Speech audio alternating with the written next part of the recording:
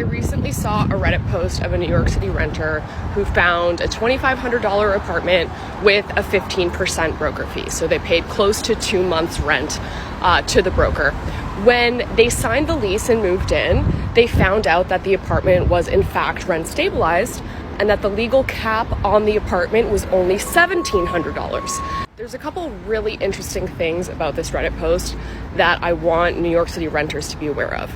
First of all, the broker is allowed to charge whatever they want. It doesn't actually matter what the rent ends up being of the apartment. If the broker said, hey, my fee is $20,000 to move into this apartment, the broker is legally allowed to do that. But honestly, this is such a blessing for this renter. They thought the apartment was going to be $2,500. It's actually $1,700. It's actually stabilized, right? And what that means is the rent can only go up a certain amount every single year, and the landlord can never ask them to leave. So from my perspective, definitely worth paying that little bit of a higher broker fee to get into an apartment like that. Another takeaway from this Reddit post is that you really can't trust all the prices posted online when it comes to listings. And the reason for that is that there are nearly 1 million rent stabilized apartments in New York City. That's almost 50% of all the housing stock.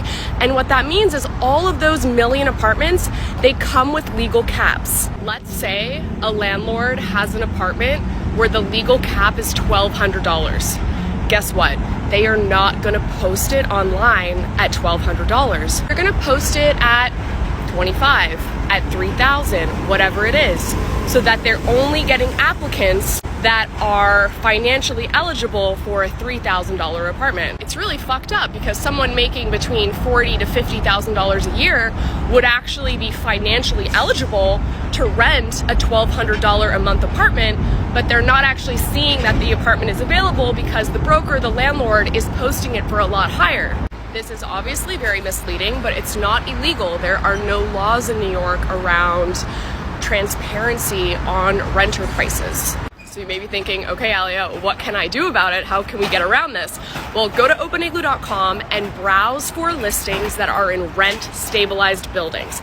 We put a tag on every single building that has rent stabilized units in it, so you can narrow your apartment search just to those buildings. So even if you see listings in those buildings that are a little bit out of your budget, still ask for more information and see the unit, because you might run into one of these scenarios where it's posted at $3,000, but the legal rent is actually $2,000.